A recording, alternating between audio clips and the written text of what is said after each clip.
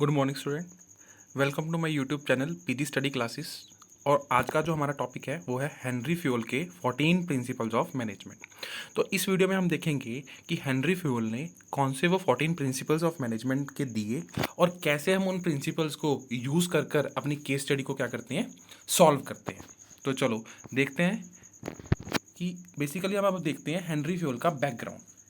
तो जो Henry fuel का जन्म हुआ वो 29 जुलाई को हुआ और जो इनकी डेथ थी वो कब हुई, 19 नवंबर 1925। और इनका बर्थ कहाँ का था, इनका बर्थ था फ्रांस का। और ये बाय प्रोफेशन थे माइनिंग इंजीनियर। और जब ये माइनिंग इंजीनियर बने तो इन्होंने एक एज एन इंजीनियर के रूप में कोल माइनिंग कंपनी के अंदर क्या किया, जॉब को ज्वाइन किया। और धीरे धीरे ये बढ़ते बढ़ते उस कंपनी के एमडी मैनेजिंग डायरेक्टर तक उस कंपनी के क्या हुए, ये बने। और जब इन्होंने वो कंपनी ज्वाइन की, वो कोल माइनिंग कंपनी ज्वाइन की, तो उस टाइम पे जो कंपनी की जो पोजीशन थी वो बहुत क्या थी, खराब थी। कंपनी जो थी वो इंसॉल्वेंट, दिवालिया हो चुकी थी।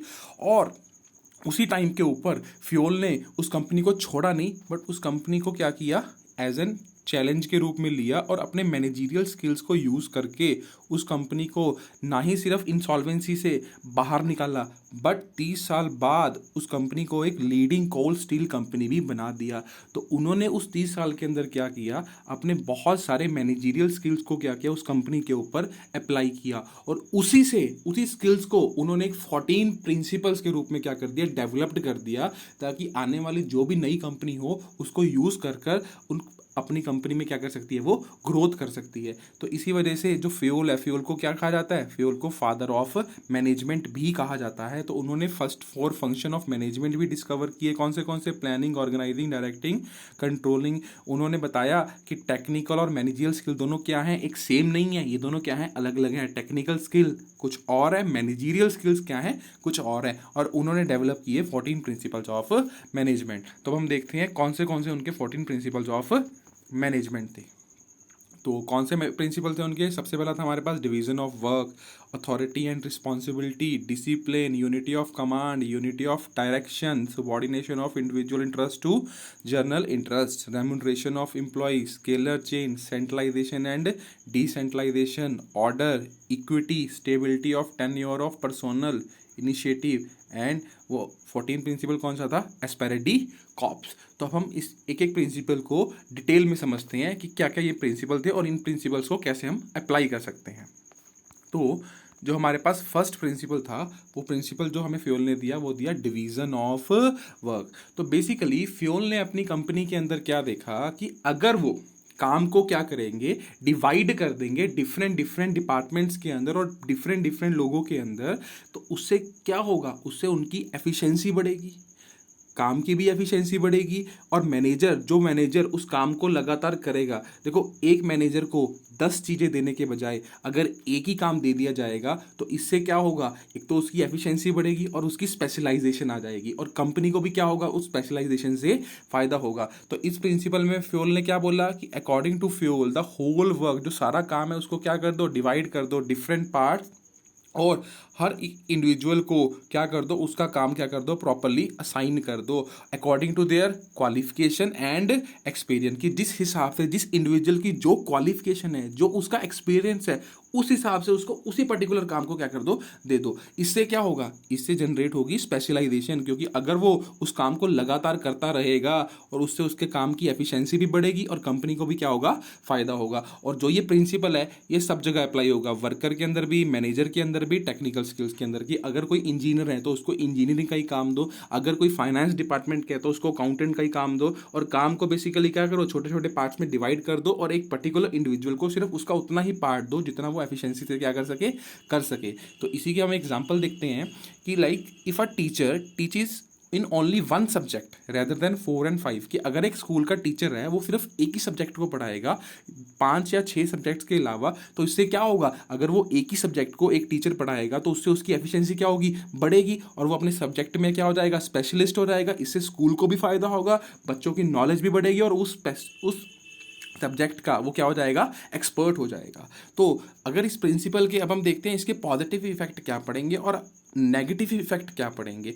पॉजिटिव इफेक्ट मतलब कि अगर हम इस प्रिंसिपल को अपनी मैनेजमेंट के अंदर अप्लाई करते हैं तो इससे मैनेजमेंट का क्या फ़ायदा होगा, मैनेजमेंट की एफिशिएंसी क्या होगी, बढ़ेगी, उसके अंदर स्पेशलाइजेशन पैदा होगी, स्पेशलाइज्ड स्किल वाले मैनेजर, स्पेशलाइज स्किल वाले वर्कर्स होंगे जो अपने काम को बहुत अच्छे से क्या करेंगे, कर पाएंगे, ज़्यादा से ज़्यादा वो क्या करेंगे, प्रोड्यूस करेंगे, क्योंकि वो अपने काम में क्या है, बिल्कुल एफिशिएंट हो चुकी हैं। बट अगर हम इस प्रिंसिपल को अपने उसके अंदर अप्लाई नहीं करते, अपनी कंपनी के अंदर अप्लाई नहीं कर पाएंगे तो उससे क्या होगा, एफिशिएंसी की कमी आएगी। क्योंकि अगर हम एक ही मैनेजर के ऊपर सारा काम डालते रहेंगे तो इससे क्या होगा, कंपनी को भी नुकसान होगा और इतनी एफिशिएंसी भी नहीं आ पाएगी। सेकंड क्या होगा, डुप्लीकेशन ऑफ वर्क होगा, क्योंकि अगर एक मैनेजर के पास 5 या 6 या 7 तरीके के काम करने के लिए दे दिए तो जरूरी है कि दूसरा भी मैनेजर उसके काम करने के लिए देना पड़ेगा, तीसरा भी देना पड़ेगा, 2-3 वर्कर भी देने पड़ेंगे। इससे क्या होगा, सेम काम में डुप्लीकेशन पैदा होगी कि एक ही काम को 2-2 बार 3-3 बार किया जा रहा है।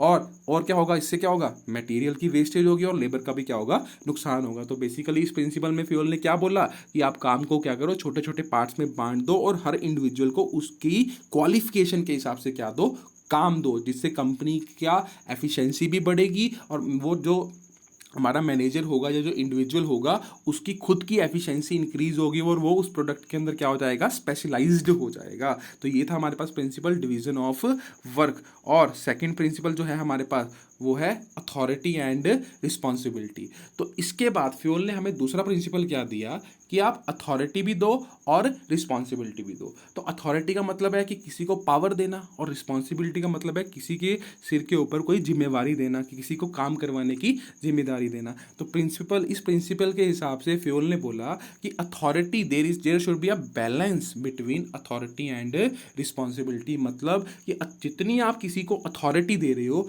उतनी ही क्या दो, रिस्पॉन्सिबिलिटी दो। ना उसको क्या दो, ज़्यादा अथॉरिटी और कम रिस्पॉन्सिबिलिटी, ना ही कम रिस्पॉन्सिबिलिटी और ज़्यादा अथॉरिटी। तो इससे क्या होगा, देखो अगर हम किसी को ज़्यादा अथॉरिटी दे दें, पावर ज़्यादा दे दें, बट उसकी रिस्पॉन्सिबिलिटी नहीं फिक्स करेंगे कि उसकी रिस्पॉन्सिबिलिटी क्या है, तो इससे क्या होगा, उसको अपने पावर के ऊपर क्या हो जाएगा, नाज हो जाएगा और वो क्या करेगा, उस पावर का मिसयूज़ कर सकता है। और ऐसे अगर किसी के ऊपर हमने बहुत सारी रिस्पॉन्सिबिलिटी दे दी बट उसको डिसीजन लेने की हमने अथॉरिटी नहीं दी, तो इससे क्या होगा, क्या वो काम एफिशिएंटली कर पाएगा, नहीं कर पाएगा। तो इसी को हम एग्जाम्पल से देखते हैं कि if a manager is getting responsibility of taking care of welfare of employ, कि एक मैनेजर को क्या रिस्पॉन्सिबिलिटी मिली है कि उसको एम्प्लॉय का क्या करना है, वेलफेयर करना है। और सडनली अचानक से क्या हुआ, एक एम्प्लॉय को पैसे की ज़रूरत पड़ गई because of his family reason. But अब मैनेजर को क्या चाहिए था कि उसको वो पैसा दे ताकि एम्प्लॉय जाए अपना काम पूरा करके आ पाए और उससे क्या होगा, बाकी के एम्प्लॉयज़ में भी अच्छा काम होगा और कंपनी की इमेज भी क्या होगी, बढ़ेगी और वो एम्प्लॉय जो होगा वो कंपनी के पास प्रॉपरली रिटेन रह पाएगा। बट जो अथॉरिटी थी, they have no authority to give money to that employ. तो इस केस में क्या हुआ, मैनेजर को रिस्पॉन्सिबिलिटी तो दे दी बट उसको क्या नहीं दी, अथॉरिटी नहीं दी। तो इससे क्या होना शुरू हो गया, जो एम्प्लॉय थे वो क्या करने शुरू कर दे, कंपनी को छोड़कर जाना शुरू कर दे। और इसमें क्या कोई मैनेजर का फॉल्ट है, नहीं है, बिकॉज मैनेजर तो वेलफेयर कर रहा था एम्प्लॉय की, उसको रिस्पॉन्सिबिलिटी थी बट उसके पास किसकी कमी थी, उसके पास कमी थी अथॉरिटी की। तो इसी प्रिंसिपल को फ्योल ने बताया कि अगर आप अथॉरिटी एंड रिस्पॉन्सिबिलिटी को इक्वली डिस्ट्रीब्यूट करोगे लोगों के अंदर तो इससे क्या होगा, काम भी एफिशिएंट होगा और कंपनी भी क्या करेगी, ग्रोथ करेगी। जैसे हम नॉर्मल एग्जांपल लें कि अगर हम पुलिस को एक प्रॉपर रिस्पॉन्सिबिलिटी दें कि उसको लॉ एंड ऑर्डर क्या करना है, मेंटेन करना है, बट उसको हम ये अथॉरिटी ना दे कि किसी के उसको अरेस्ट करना है या किसी को उसको डांटना है, तो क्या इससे वो लॉ एंड ऑर्डर को मेंटेन कर पाएगी, नहीं। क्यों, क्योंकि उसके पास रिस्पॉन्सिबिलिटी तो है लॉ एंड ऑर्डर को मेंटेन करने पे ही, बट उसके पास क्या है, अथॉरिटी नहीं है। तो अथॉरिटी तो उतनी ही अथॉरिटी दी जाए जितनी उसके पास क्या है, रिस्पॉन्सिबिलिटी है, ताकि वो उस काम को क्या कर सके, चला सके। तो हम देखते हैं कि इस प्रिंसिपल के पॉजिटिव इफेक्ट क्या है। देखो इस प्रिंसिपल के पॉजिटिव इफेक्ट क्या होंगे, अगर किसी के पास अथॉरिटी है और उतनी ही रिस्पॉन्सिबिलिटी है तो क्या वो अपनी अथॉरिटी को मिसयूज़ कर सकता है, नहीं कर सकता, वो उसके लिए पॉसिबल ही नहीं होगा, क्योंकि अगर वो उसका मिसयूज़ करेगा तो उसकी रिस्पॉन्सिबिलिटी लैक कर जाएगी और उसको आगे क्या करना पड़ेगा, मैनेजमेंट को जवाब देना पड़ेगा। दूसरा, helps meets responsibility in time, तो इससे क्या होगा, रिस्पॉन्सिबिलिटी जनरेट होगी। बट इसका नेगेटिव इम्पैक्ट क्या होगा, अगर हम इस प्रिंसिपल को फॉलो नहीं करते हैं, किसी को ज़्यादा अथॉरिटी या ज़्यादा रिस्पॉन्सिबिलिटी देते हैं, तो इससे क्या होगा, जो काम है उसको करने में क्या होगा, डिले होगा। लोगों के पास अथॉरिटी होगी बट वो रिस्पॉन्सिबिलिटी नहीं लेंगे, तो वो काम कैसे पूरा करेंगे, और वो क्या करना शुरू कर देंगे, अपनी अथॉरिटी को मिसयूज़ करना शुरू कर देंगे। तो इस प्रिंसिपल में हमने क्या देखा कि अथॉरिटी एंड रिस्पॉन्सिबिलिटी जो है वो इक्वली बांटी जाए लोगों के हाथ में, ज़्यादा और कम ना हो, जिससे एम्प्लॉय कंपनी को भी क्या होगा, फ़ायदा होगा और उसके अंदर कोई भी अथॉरिटी मिसयूज़ नहीं कर पाएगा।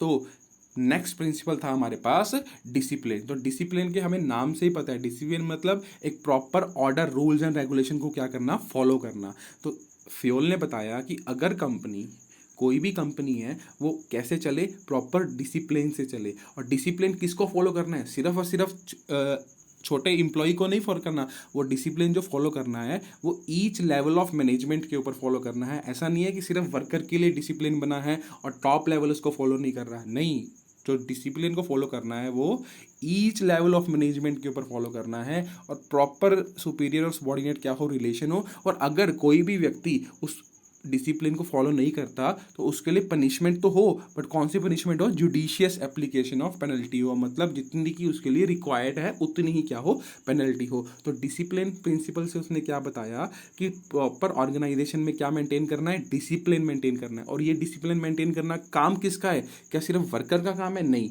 ये जो डिसिप्लिन मेंटेन होगा ये ईच लेवल ऑफ ऑर्गेनाइजेशन में क्या होगा, मैनेजमेंट होगा। तो इसको हम एग्जांपल देखते हैं that employ must fulfil their commitment toward the organisation by working efficiently and follow rules and regulation of organisation. जो एम्प्लॉयज़ हैं वो अपनी कमिटमेंट को पूरा करें, जिस काम के लिए उनको रखा गया है वो काम क्या करे, पूरी ईमानदारी से करे, पूरी एफिशिएंटली से करे। और उसी के साथ मैनेजमेंट भी अपनी कमिटमेंट को फॉलो करे, मैनेजमेंट भी प्रॉपर डिसिप्लिन में रहे, वो भी एम्प्लॉय को फेयर वेजेस दे, बोनस दे, टाइमली पेमेंट करे।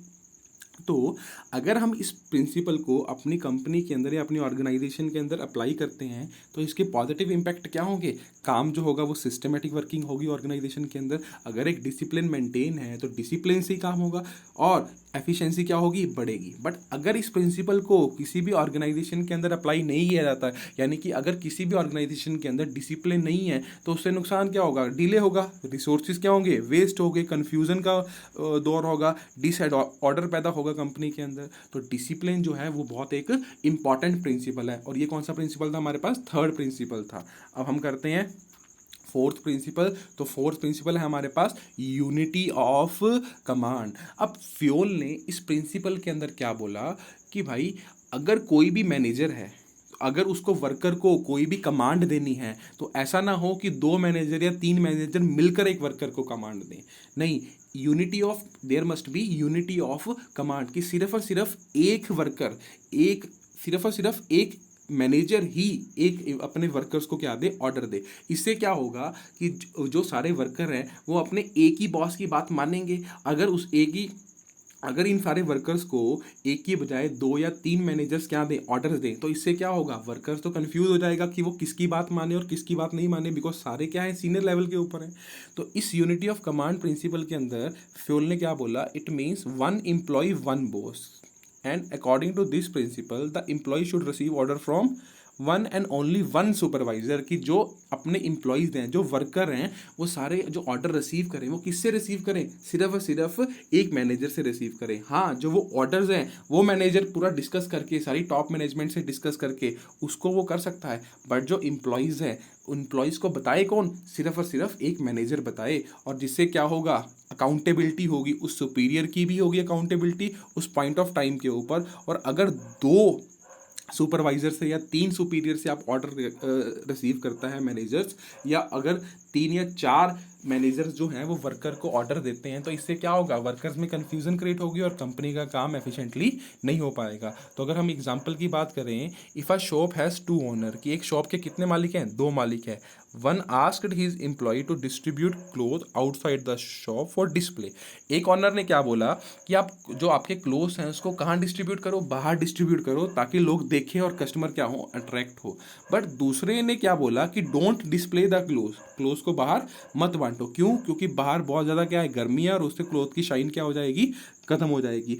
अब जो ये सिचुएशन है उस वर्कर के लिए क्या है, बहुत सारी कंफ्यूजिंग सिचुएशन है कि वो किसकी बात माने और किसकी बात ना माने। तो इसके अंदर कौन सा प्रिंसिपल फॉलो करना चाहिए उनको, यूनिटी ऑफ कमांड, कि दोनों बैठ के, दोनों ऑनर्स बैठ के एक डिसीजन के ऊपर आए और फिर एक ही ऑनर उस सारे डिसीजन को सारे वर्कर्स तक क्या करें, कम्युनिकेट करें। तो इसका पॉजिटिव इफेक्ट क्या होगा, अगर इस प्रिंसिपल को, अगर हम यूनिटी ऑफ कमांड रखते हैं अपनी ऑर्गेनाइजेशन के अंदर, एक ही बॉस जो है वो सारी बातें वर्कर्स को बताता है, तो उसका फायदा क्या होगा, सुबॉर्डिनेशन जो होंगे, जो वर्कर होंगे, उनमें कोई भी कंफ्यूजन नहीं होगी, उनको क्लियर अपने गोल्स पता होंगे कि क्या किसको अचीव करना है, और कोई ईगो क्लैशेस भी नहीं होगा। ये नहीं होगा कि एक मैनेजर ने बोल दिया कि ये काम करना है और दूसरे मैनेजर ने बोल दिया कि ये काम नहीं करना है। तो इसमें क्या होगा, अगर वर्कर किसी एक एम्प्लॉय की बात मानते हैं तो दूसरे के साथ उसके क्या हो जाते हैं, ईगो क्लैशेस। अब दूसरा मैनेजर क्या बोलेगा कि हमारी बात नहीं मानी, तो वो उससे क्या करेगा, उसको डिफिकल्टी देगा आगे काम के अंदर।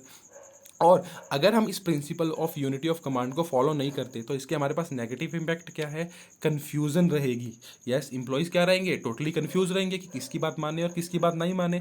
और जो सुबॉर्डिनेट्स हैं वो रिस्पॉन्सिबिलिटी से क्या करेंगे, दूर भागेंगे। क्योंकि अगर कोई गलती करता है तो सुबॉर्डिनेट्स क्या बोलेंगे कि हमें तो इस सुपीरियर ने ऐसा करने के लिए कहा था, बट दूसरा सुपीरियर क्या होगा, दूसरा सुपीरियर भी अपनी रिस्पॉन्सिबिलिटी से क्या करेगा, भाग जाएगा। तो सुबॉर्डिनेट भी अपनी रिस्पॉन्सिबिलिटी को भागेंगे और सुपीरियर भी क्या करेगा, अपनी रिस्पॉन्सिबिलिटी से भागेगा। तो ये प्रिंसिपल कौन सा था, यूनिटी ऑफ कमांड, जो क्या बोलता था, सिर्फ और सिर्फ एक ही बॉस जो है वो सारे के सारे ऑर्डर क्या करेगा, एक दूसरे तक कम्युनिकेट करेगा। इस मतलब ये नहीं है कि सारे डिसीजन एक बॉस ही बनाएगा, डिसीजन जो है वो कंबाइंड मैनेजमेंट बनाएगी, पर उनको लोगों तक कम्युनिकेट करने का काम सिर्फ कौन करेगा, एक मैनेजर करेगा।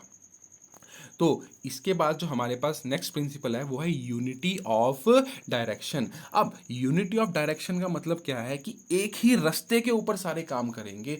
देखो, कंपनी के अंदर बहुत सारे एम्प्लॉयज़ काम कर रहे हैं, बहुत सारे डिपार्टमेंट्स हैं, और सबका क्या है, अपना अपना एक मोटिव है कंपनी के अंदर काम करने का। बट मैनेजमेंट का काम क्या है, फ्यूल ने क्या देखा कि मैनेजमेंट क्या करे, मैनेजमेंट इन सब के काम को क्या दे, यूनिटी दे, और किसके अंदर एक डायरेक्शन दे, जिससे वो सभी अपने उनके काम को क्या करें, कंबाइंड एफर्ट करके ज्वाइन करें और कंपनी के अल्टीमेटली गोल्स को क्या करें, अचीव करें। तो each department has common objective and same kind of activity, must one head and one plan only. मतलब कि अगर कोई ऐसा डिपार्टमेंट है कि जिसके एक्टिविटी क्या है, सारी सेम है, तो उसका एक ही प्लान होना चाहिए और उसका हेड भी क्या होना चाहिए, एक ही होना चाहिए, ताकि जो उनके काम को क्या मिल सके, एक डायरेक्शन मिल सके। अगर फॉर एग्जांपल अगर सेल्स डिपार्टमेंट की बात करें तो कोई एक चीज़ को, अगर कंपनी का सेल्स डिपार्टमेंट है तो कोई व्यक्ति सेल्स किसी को बेच रहा है, कोई व्यक्ति सामान किसी को बेच रहा है, तो जिससे नुकसान किसका होगा, कंपनी का होगा। तो फ्यूल ने क्या बोला कि आप इन सभी के डायरेक्शन को अल्टीमेटली क्या कर दो, एक यूनिटी में बांध दो, कि अल्टीमेटली इनका मेन मोटिव क्या है, पूरे के पूरे सेल डिपार्टमेंट का एक टारगेट सेट कर दिया जाए, जिससे क्या होगा कि अब पूरे सेल डिपार्टमेंट को उसके टारगेट के बारे में पता है, तो उनके जो डायरेक्शन, जो उनका जो ऑब्जेक्टिव होगा वो ज़्यादा जल्दी क्या हो पाएगा, अचीव्ड हो पाएगा। तो according to this principle all the units of an organisation should be moving toward same objective through coordinate effort. यानी कि जो भी डिपार्टमेंट्स हैं कंपनी के अंदर, या जो भी कंपनी के अंदर लोग काम कर रहे हैं, वो बेसिकली सिर्फ और सिर्फ एक ही ऑब्जेक्टिव को फॉलो करें, और वो ऑब्जेक्टिव है कंपनी के गोल्स को अचीव करना। और सेम काइंड ऑफ, ऐसे जो भी सेम काइंड ऑफ ग्रुप बने हैं उनको एक हेड के अंदर लाया जाए, कि अगर एक कंपनी का सेल डिपार्टमेंट है, या अगर एक कंपनी के अंदर लोग सेल्स कर रहे हैं, तो वो डिफरेंट डिफरेंट लोकेशंस के ऊपर कर रहे हैं, किसी का कोई टारगेट है, किसी का कोई टारगेट है। बट फ्यूल ने क्या बोला कि आप क्या करो, उन सभी को एक डिपार्टमेंट में बनाओ, उनका एक हेड बनाओ और उनको एक डायरेक्शन दो कि आपने अल्टीमेटली इस महीने की या इस साल की सेल कंपनी की इतनी होनी चाहिए। तो इससे क्या होगा, उन सभी के एफर्ट्स कंबाइन हो गए और अल्टीमेटली गोल किसका अचीव होगा, कंपनी का गोल अचीव होगा। तो जैसे हम एग्जाम्पल दें कि एक कंपनी है, वो क्या मैन्युफैक्चर करती है, सोप भी मैन्युफैक्चर करती है और वाटर बोतल भी मैनेजमेंट बनाती है। तो इससे क्या होगा, क्या करें, यूनिटी ऑफ डायरेक्शन इसमें कैसे अप्लाई करें, then it should have separate division for both of them. तो क्या करे, वो अपने सॉफ्ट डिपार्टमेंट को क्या कर दे, अलग कर दे, और वाटर बोतल डिपार्टमेंट को क्या कर दे, अलग कर दे, और उनके एक टारगेट क्या कर दिया जाए, फिक्स कर दिया जाए। और जो मैनेजर का काम क्या होगा, पूरे के पूरे सॉफ्ट डिपार्टमेंट से क्या करवाना, कंपनी के गोल को अचीव करवाना, और उसके अपने एक इंचार्ज है, अपने प्लान्स हैं, अपने क्या हैं, गोल्स हैं। तो अगर हम इस यूनिटी ऑफ डायरेक्शन प्रिंसिपल को अप्लाई करते हैं तो इसका फ़ायदा क्या होगा, जो सारे काम है उसके अंदर क्या होगी, यूनिटी बनी रहेगी। सभी लोगों का मेन मोटिव क्या होगा, कंपनी के गोल को अचीव करना, नहीं सभी लोग अपने अपने ऑब्जेक्टिव को फुलफिल करेंगे और कंपनी से चले जाएंगे। तो इससे किसी की रिस्पॉन्सिबिलिटी और किसी की अथॉरिटी डिसाइड नहीं हो पाएगी। और दूसरा क्या होगा, कोऑर्डिनेशन। तो सभी डिपार्टमेंट, अगर हम एक बात करें कि सेल्स डिपार्टमेंट के अंदर लोग अलग अलग सेल कर रहे थे, तो इससे क्या होगा, अगर उनको एक कंबाइंड टारगेट मिल गया तो सभी आपस में क्या करेंगे, कोऑर्डिनेट करेंगे और अल्टीमेटली एक गोल को क्या करने, अचीव करने में फ़ायदा पहुंचाएंगे। बट अगर हम इस प्रिंसिपल को अप्लाई नहीं करते हैं तो उसका नुकसान क्या है, इससे क्या होगा, एफिशिएंसी, लैक ऑफ, अगर यूनिटी नहीं होगी तो एफिशिएंसी नहीं होगी। क्योंकि कोई कंपनी का अल्टीमेटली टारगेट था 1000 यूनिट्स बेचना, बट सबको इंडिविजुअल टारगेट, किसी के 10 थे, किसी के 15 थे, किसी के 20 थे। तो अब इससे होगा क्या कि अगर आप इनको एक डायरेक्शन नहीं दे रखी, कंपनी का टोटल टारगेट नहीं बता रखा, तो सभी अपने अपने टारगेट को अचीव करेंगे और कंपनी का टारगेट अचीव हो चाहे ना हो, इससे उनको कोई फर्क नहीं पड़ता। और दूसरा क्या होगा, डुप्लीकेशंस ऑफ एफर्ट्स होंगे, क्योंकि एक सेम डिपार्टमेंट के अंदर जब तक हम उस चीज़ को कंबाइंड नहीं करेंगे तो उस डिपार्टमेंट के जो भी लोग होंगे वो सेम चीज़ को बार बार क्या करते रहेंगे। तो पांचवा प्रिंसिपल हमारे पास क्या था, यूनिटी ऑफ डायरेक्शन।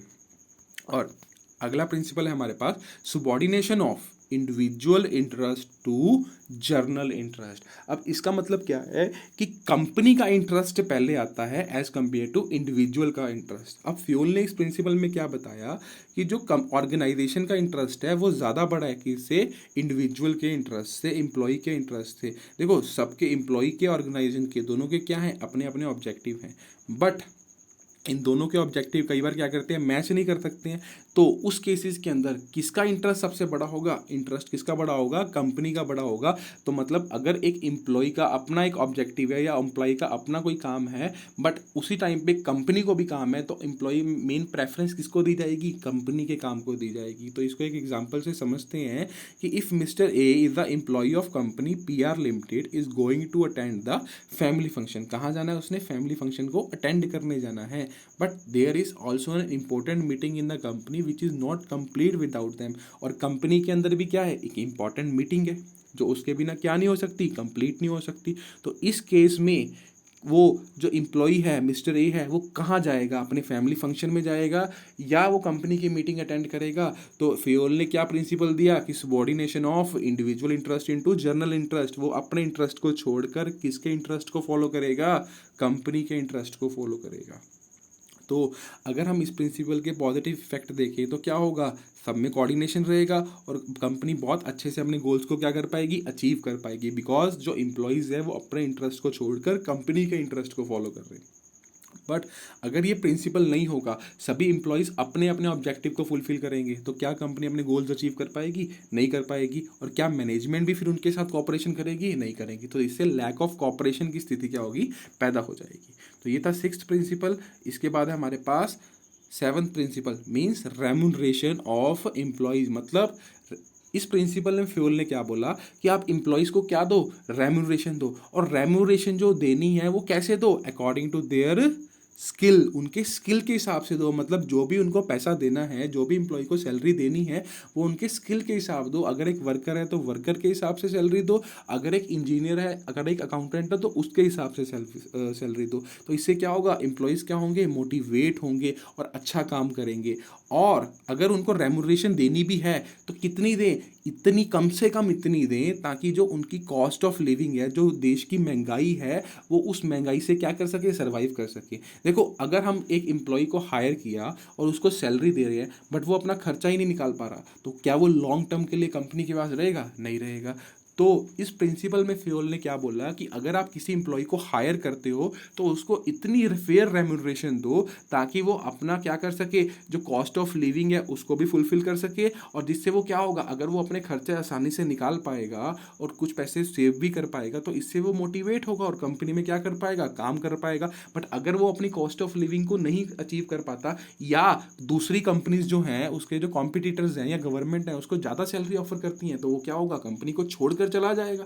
तो इसे कंपनी का क्या होगा, नुकसान होगा। तो इस प्रिंसिपल में फ्योल ने क्या बोला कि आप क्या करो, आप रेम्यूनरेशन दो, किसको दो, एम्प्लॉयज को दो, और वो कैसे दो, फेयर दो, अकॉर्डिंग टू देयर स्किल, और इतनी दो ताकि उनका खर्चा जो है वो बेसिक नेसेसिटी जो है वो क्या हो सके, फुलफिल हो सके। तो इस एग्जांपल की बात करें कि अगर एक कंपनी अच्छा प्रॉफिट कमा रही है तो वो जो उस प्रॉफिट को किस में डिस्ट्रीब्यूट करे, एम्प्लॉय में डिस्ट्रीब्यूट करे, तो इससे क्या होगा, एम्प्लॉयज मोटिवेट होंगे और कंपनी के लिए क्या करते रहेंगे, काम करते रहेंगे। तो इसका पॉजिटिव इंपैक्ट क्या होगा कि अगर कंपनी एक फेयर रेम्यूनरेशन देती है एम्प्लॉयज को, तो उससे क्या होगा, एम्प्लॉयज मोटिवेट रहेंगे और उनके बीच में, मैनेजर्स के बीच में या कंपनी के टॉप लेवल और वर्कर के बीच में रिलेशन भी क्या रहेगा, अच्छा रहेगा। बट अगर कोई भी कंपनी एक फेयर रेम्यूनरेशन नहीं देती है अपने एम्प्लॉयज़ को, तो क्या एम्प्लॉय मोटिवेट होंगे, नहीं होंगे। क्या वो ढंग से काम कर पाएंगे, नहीं कर पाएंगे। और लगातार क्या होती रहेगी, लेबर प्रॉब्लम होती रहेगी, स्ट्राइक्स होती रहेंगी, बिकॉज उनको तो उनका खर्चा निकालना है। तो या तो वो कंपनी को छोड़कर चले जाएंगे या वो क्या करेंगे,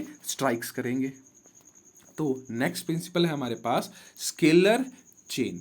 अब इस प्रिंसिपल में फ्योल ने क्या बोला कि there must be a chain of authority and responsibility, की एक चेन बनी होनी चाहिए कि किसके पास अथॉरिटी है और किसके पास क्या है, रिस्पॉन्सिबिलिटी है। मतलब एक लेवल्स बने होने चाहिए। ऐसा ना हो कि एक वर्कर डायरेक्टली टॉप मैनेजमेंट के पास पहुंच जाए अपनी प्रॉब्लम को लेकर। उसको पहले एक क्या बना दी जाए, एक चेन बना दी जाए। यानी किसकी चेन बना दी जाए, टॉप से मिडल, मिडल से लोअर, इन तीनों की क्या बना दी जाए, चेन बना दी जाए, जिससे वर्कर को जो भी प्रॉब्लम है वो सबसे पहले किसको बताए, वो सबसे पहले बुलाए लोअर लेवल को। तो अगर लोअर लेवल से वो प्रॉब्लम सॉल्व होती है तो उसको करे, अदरवाइज वो उस प्रॉब्लम को कहाँ पर लेकर जाए, मिडल लेवल के ऊपर। और मिडल लेवल अगर उस प्रॉब्लम को सॉल्व नहीं कर पाता तब वो प्रॉब्लम कहाँ जाए, टॉप लेवल के ऊपर जाए। और ऐसे ही अगर कोई टॉप लेवल को किसी प्लान को बताना है तो वो डायरेक्टली वर्कर को नहीं बताएगा, वो किससे बताएगा, एक स्केलर चेन, एक प्रॉपर चेन फॉलो करेगा। कैसे, वो टॉप मैनेजमेंट किसको बात करेगा, मिडल से, मिडल किसको करेगा, लोअर को समझाएगा, और लोअर अपने हिसाब से वर्कर को क्या करेंगे, उस चीज़ के बारे में प्रॉपरली बताएंगे। तो इस प्रिंसिपल में फ्यूल ने क्या बोला कि according to this principle scalar chain mean chain of authority and responsibility. किसके बीच में, सुपीरियर एंड सबॉर्डिनेट के बीच में कैसे एक चेन बनी रहेगी from highest to lowest rank. और फ्यूल ने क्या बोला, chain must be followed properly for effective working of organisation.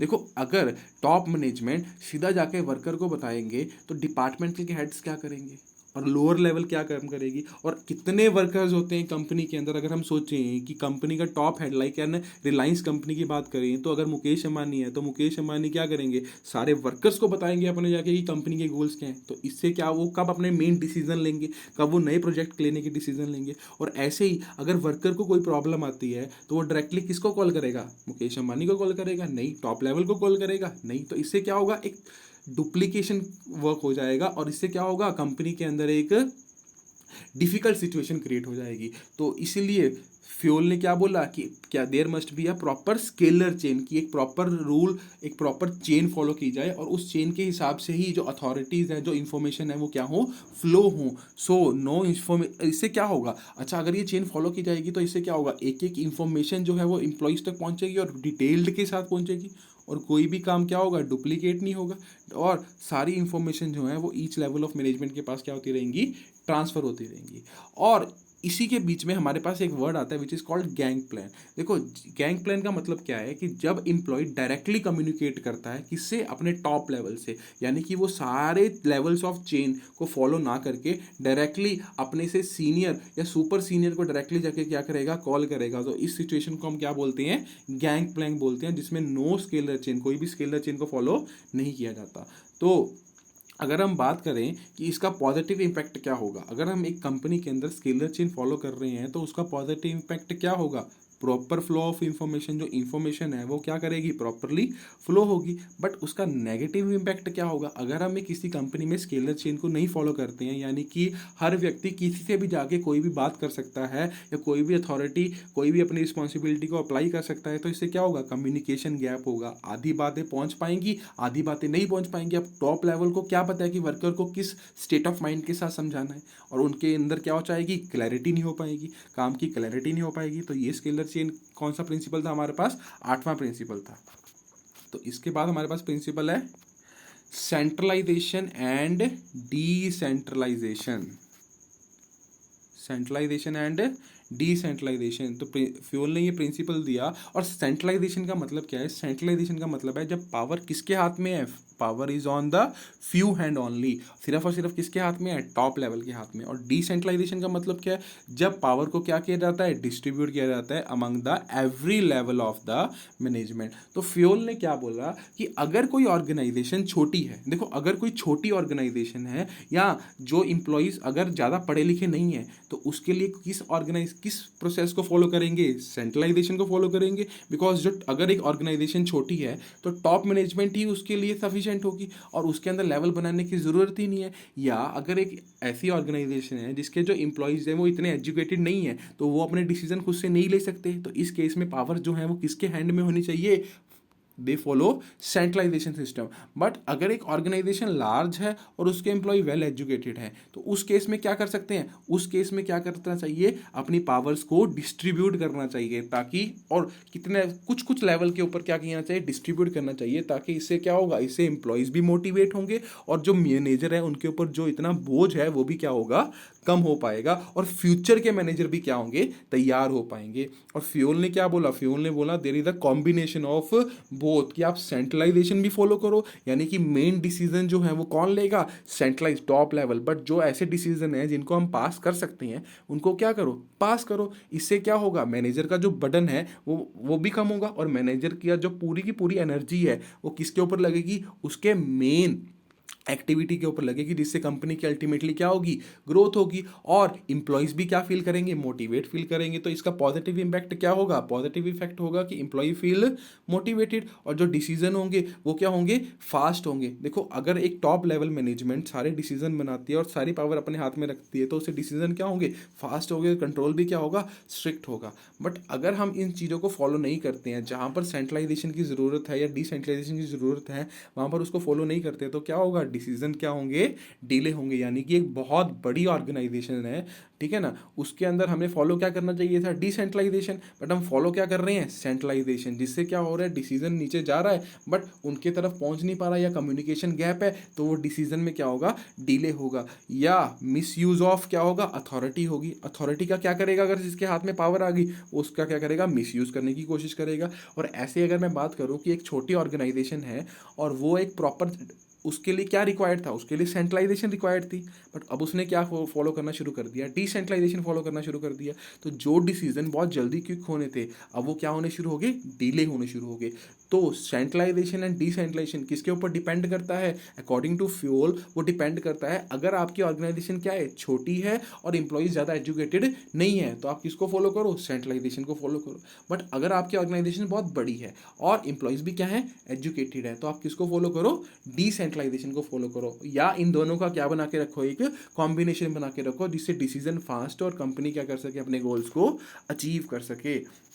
तो नेक्स्ट प्रिंसिपल है हमारे पास ऑर्डर। देखो ऑर्डर को देखकर हमें ये लगता है कि ऑर्डर मतलब किसी को एक ऑर्डर पास करना, तो ऑर्डर का प्रिंसिपल ये नहीं है। अकॉर्डिंग टू दैट प्रिंसिपल, मतलब फ्यूल ने क्या बोला इस प्रिंसिपल के अंदर कि means man and material should be in proper order, मतलब कि there is a systematic arrangement of organisation resources, कि जो भी ऑर्गेनाइजेशन के पास रिसोर्सेज हैं, यानी कि लेबर है, फाइनेंशियल रिसोर्सेज है, उनका क्या करे? वो प्रॉपर यूटिलाइज करे, जहां उनकी ज़रूरत है वहां पर ही उनको क्या करे? अप्लाई करे। It means there is a proper place for everything, हर चीज की एक प्रॉपर जगह है और उसको उसी जगह के ऊपर क्या करना? पुट करना। ये किस प्रिंसिपल का काम है? Principal of order. मतलब राइट पर्सन, अगर एक अकाउंटेंट है तो उसको फाइनेंस डिपार्टमेंट में पुट करें हम। अगर एक व्यक्ति मार्केटिंग में एफिशिएंट है तो उसको कहाँ पुट करें? सेल्स डिपार्टमेंट में पुट करें। अगर एक इंजीनियर है तो उसको टेक्निकल डिपार्टमेंट में पुट करें।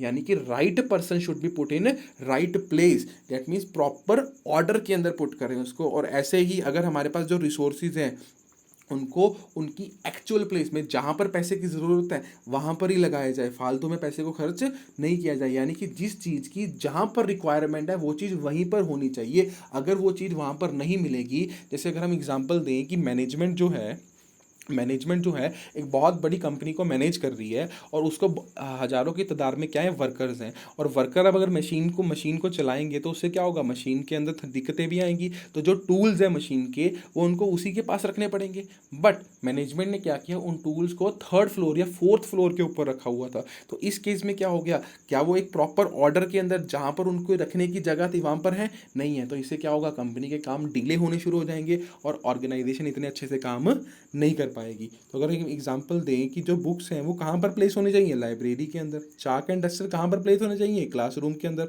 और जो अकाउंटेंट्स हैं वो किस डिपार्टमेंट के अंदर होने चाहिए, फाइनेंस डिपार्टमेंट के अंदर। कि अगर ये लोग अपने प्रॉपर ऑर्डर पे नहीं होंगे तो कंपनी को क्या होगा, नुकसान होगा। तो ऑर्डर का मतलब क्या है, किसी को ऑर्डर देना नहीं। ऑर्डर का मतलब क्या है कि जो चीज़ जिस काम के लिए बनी है उसी काम के लिए क्या हो, अप्लाई हो। यानी कि जो पर्सन की जो क्वालिफिकेशन है उसके हिसाब से उसको क्या दे, डिपार्टमेंट दे, या जहाँ पर जिस चीज़ की रिक्वायरमेंट है उसकी वो क्या करें, वहाँ पर पुट करें। ऐसा ना हो कि हम लाइब्रेरी है और लाइब्रेरी के अंदर हम शूज़ रखें, या एक शूज़ रह के उसके अंदर हम क्या रखें, बुक्स रखें। तो ये किस प्रिंसिपल को लैक करेंगे, ये हम लैक करेंगे प्रिंसिपल ऑफ ऑर्डर को। तो अगर हम इस प्रिंसिपल को फॉलो करते हैं तो इससे क्या होगा, एफिशिएंसी बढ़ेगी और कोऑर्डिनेशन क्या होगा, अच्छा होगा। बिकॉज अगर हर चीज़ उसकी प्रॉपर जगह पर होगी तो इससे क्या होगा, अच्छा ही काम होगा। बट इसका नुकसान क्या होगा, एफिशिएंसी करेगी और हमारा टाइम क्या होगा, वेस्ट होगा। जैसे अगर एक मैनेजर्स हैं, अगर वर्कर के पास प्रॉपरली टूल्स जिस जगह पर होने चाहिए थे उस जगह पर अवेलेबल नहीं थे तो क्या होगा, उनको थर्ड फ्लोर पे जाना पड़ेगा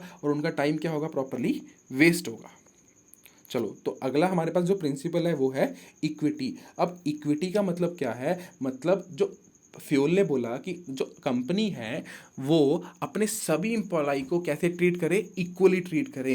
वो उनके साथ कोई भी भेदभाव ना करे according to his caste, colour या जेंडर, की मेल है या फीमेल है, या गोरा है या काला है, या उसकी कास्ट अपर है या लोअर है, इसके हिसाब से कोई भी भेदभाव ना करे। सिंपल और सिंपल उनको कैसे ट्रीट करे, दे आर द एम्प्लॉयज़, और एम्प्लॉय की तरह ही क्या करे, ट्रीट करे। जो जिस हिसाब से काम करेगा उस हिसाब से उसको क्या दिया जाए, पैसा दिया जाए।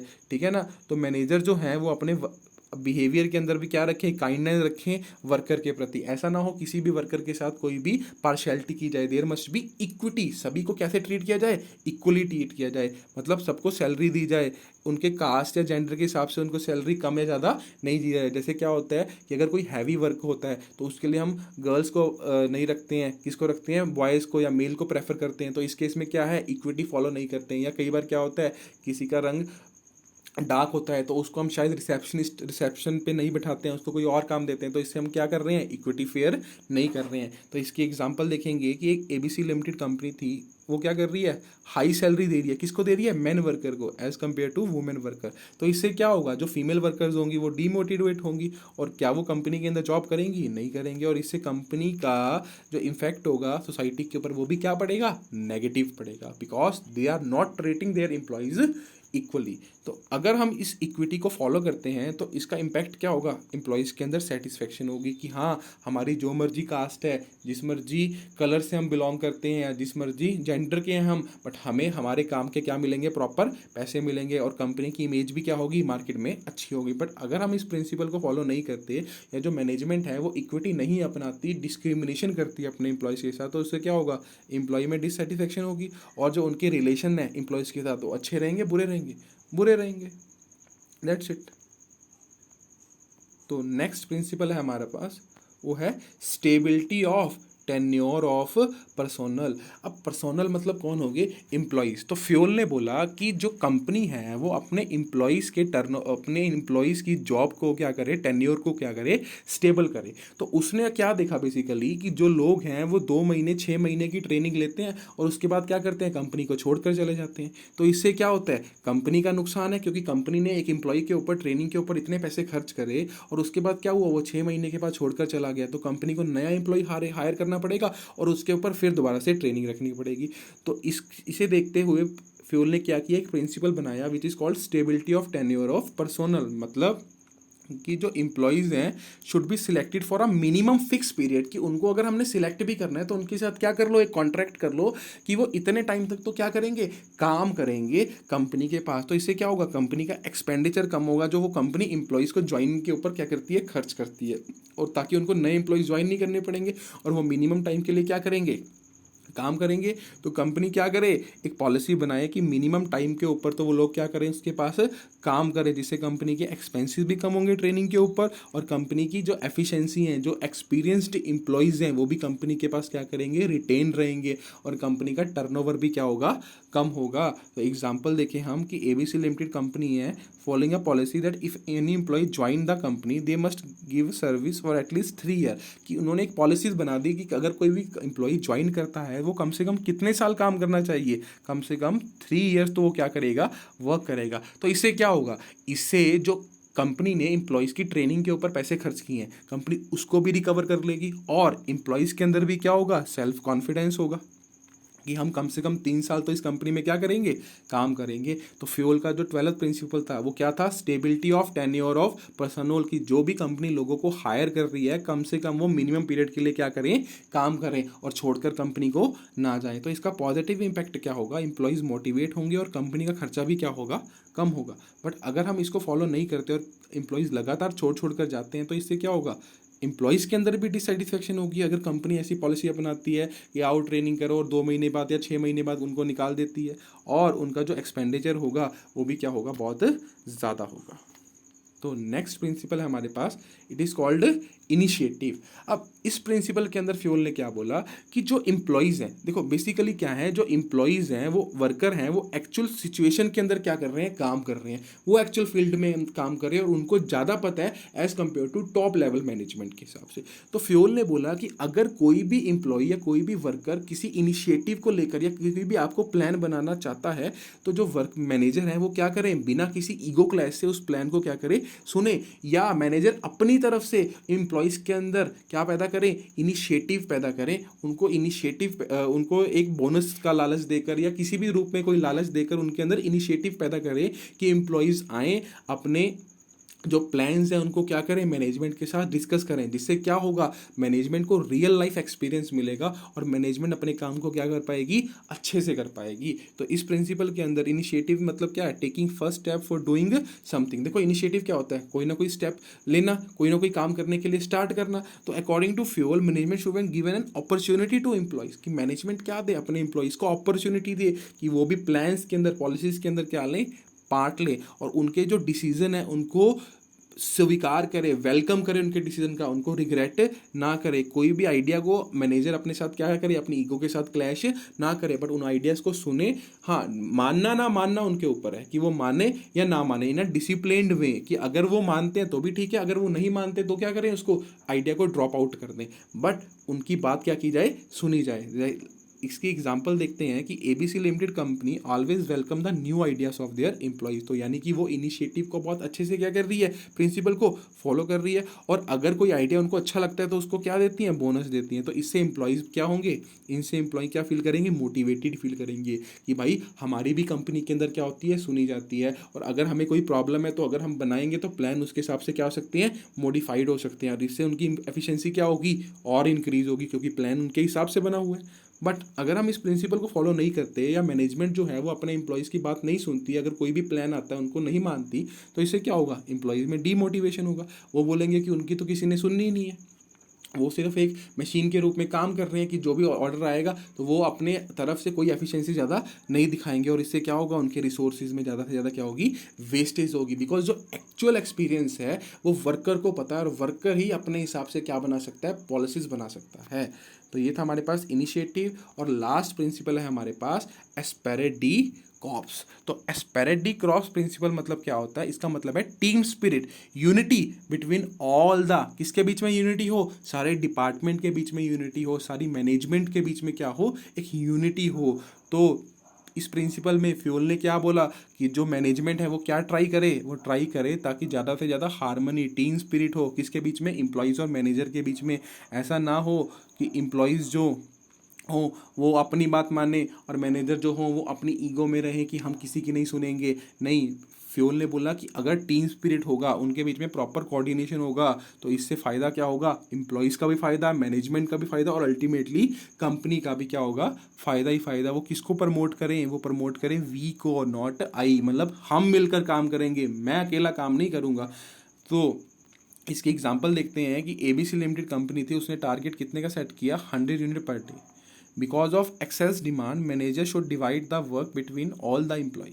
तो मैनेजमेंट ने क्या कर दिया, उस सारे काम को बांट दिया अलग अलग एम्प्लॉयज़ के अंदर। बट एक एम्प्लॉय क्या हो गया, बीमार हो गया और वो उस टारगेट को अपने टारगेट को अचीव नहीं कर पाया। तो मैनेजर क्या करे इस केस के अंदर, क्या मैनेजर उसको ऑर्डर देके छोड़ दे, उसको कंपनी से निकाल दे? नहीं, इस केस के अंदर मैनेजमेंट क्या करे, हार्मनी करे, टीम स्पिरिट से काम करे। वो डिपार्टमेंट के जो उस व्यक्ति का टारगेट था वो किस में बांट दे, उसको अब्यूज़ करने से अच्छा है उस टारगेट को क्या कर दे, अब कुछ खुद पैदा करे और कुछ बाकी एम्प्लॉयज़ में क्या करे, बांट दे। जिससे क्या हो, ये कब पॉसिबल हो पाएगा, ये पॉसिबल तभी हो पाएगा जब मैनेजमेंट और एम्प्लॉयज़ के बीच में क्या है, एक हार्मनी है, एक टीम स्पिरिट है।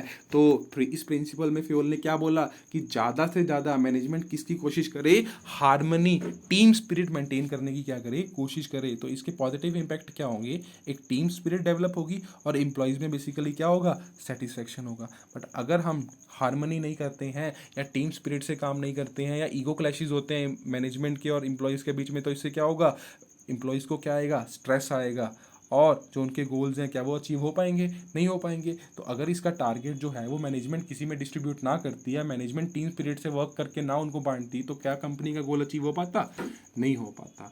तो ये थे हमारे पास बेसिकली 14 प्रिंसिपल्स ऑफ मैनेजमेंट। और अब हम देखेंगे कुछ केस स्टडी जिसके अंदर हम इन प्रिंसिपल को क्या कर सकते हैं, अप्लाई कर सकते हैं।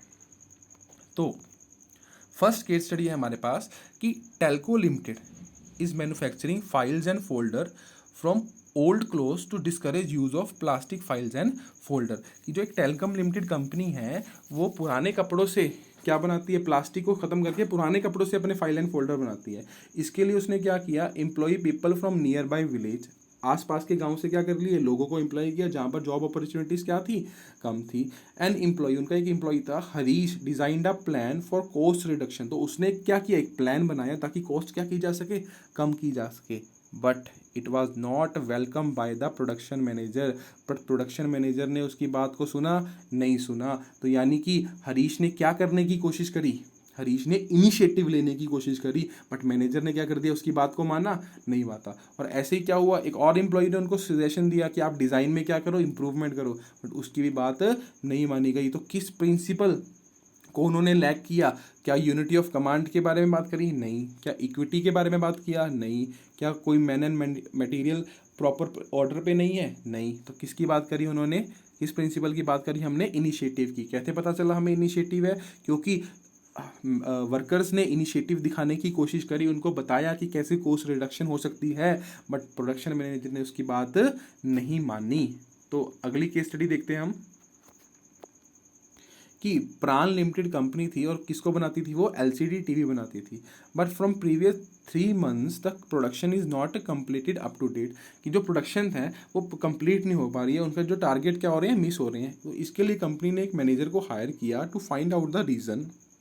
एंड मैनेजर ने क्या देखा कि there are some person who are specialized in some work. कि कुछ लोग हैं वो किसी काम में स्पेशलाइज्ड हैं, बट हमने उनको क्या कर रखा है, किसी और काम में डाल रखा है। यानी कि ये किस की बात हो चुकी है हमारे पास कि वो काम तो कोई और करना करते हैं, बट किसी और काम में हमने क्या कर रखा है, उसको डाल रखा है। यानी कि they are not in proper order, यानी कि जिस डिपार्टमेंट में वो काम करना चाहिए था उस डिपार्टमेंट में वो काम नहीं कर रहे। तो इसमें कौन सा प्रिंसिपल आ गया हमारे पास, प्रिंसिपल ऑफ ऑर्डर। किसको फॉलो नहीं किया उन्होंने, प्रिंसिपल ऑफ ऑर्डर को फॉलो नहीं किया। और उसके बाद देखिए हम, and also company is not paying sufficient amount of salary which employees will able to maintain their day to day expenses. और कंपनी क्या नहीं कर रही है, कंपनी अपने एम्प्लॉयज़ को सफिशिएंट सैलरी भी नहीं दे रही है, और जिससे वो क्या कर सकें, अपने डे टू डे खर्चे।